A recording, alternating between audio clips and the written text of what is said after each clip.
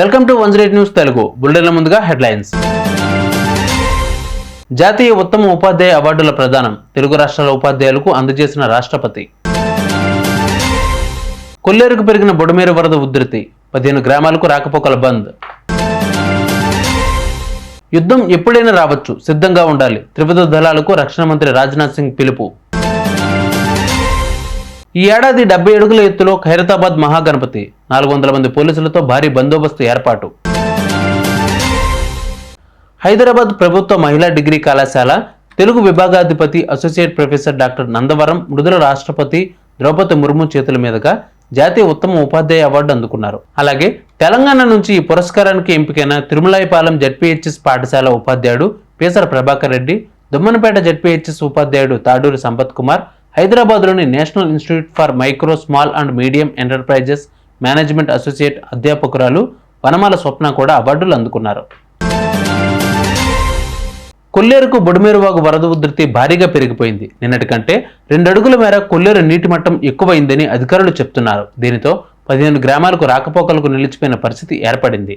కేవలం బోటు ద్వారానే కొల్లేరు పరిసర లంక గ్రామాల నుంచి పిల్లలు, వృద్ధులు బయటకు వస్తున్నారు. ఇక ఏలూరు కైకలూరు రోడ్డుపై నుంచి బొడమేరు వరద ప్రవాహం కొనసాగుతుంది. అయితే ఇంకా కొల్లేరుకు వరద నీటి ఉధృతి పెరుగుతుందనే నేపథ్యంలో కొల్లేరు లంక గ్రామాల ప్రజలు ఆందోళన వ్యక్తం చేస్తున్నారు. అలాగే వరద పెరిగితే మరిన్ని గ్రామాలు నీట మునిగిపోయే ప్రమాదం ఉంది. కొల్లేరు చుట్టూ ఉన్న 44 లంక గ్రామాల్లోని ప్రజలు బిక్కుబిక్కుమంటున్నారు.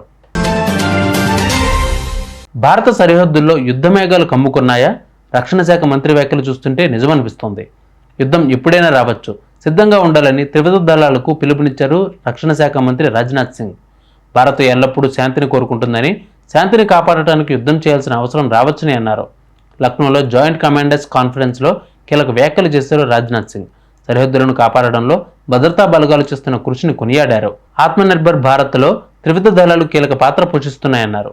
రష్యా, ఉక్రెయిన్, ఇజ్రాయెల్, హిమాస్, బంగ్లాదేశ్లో అల్లర్లను ప్రస్తావిస్తూ రాజ్నాథ్ సింగ్ కీలక వ్యాఖ్యలు చేశారు. అనుకోకుండా ఇలాంటి పరిస్థితి వస్తే సంసిద్ధంగా బలగాలు ఉండాలన్నారు.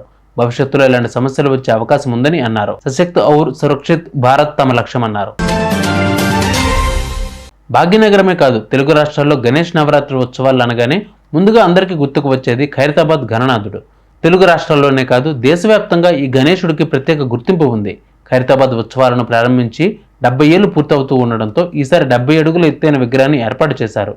సప్తముఖ మహాగణపతి పూజలు అందుకునేందుకు సిద్ధమయ్యారు. ముహూర్తం ప్రకారం గురువారం మధ్యాహ్నం 12 గంటలకు శిల్పి చిన్నస్వామి రాజేంద్రన్ గణపతికి నేత్రాలను తీర్చిదిద్ది విగ్రహానికి ప్రాణం పోస్తారు. భక్తులు జై జయ ధ్వానాల నడుమ ఉత్సవ కమిటీ ప్రతినిధులు గుమ్మడికాయలు, కొబ్బరికాయలు కొడతారు. చూసారు ఇవాళ బులెటిన్ అప్డేట్స్. మరిన్ని అప్డేట్స్తో మళ్ళీ మీ ముందుకు వస్తాను. అంతవరకు కీప్ వాచింగ్ 108 న్యూస్ తెలుగు.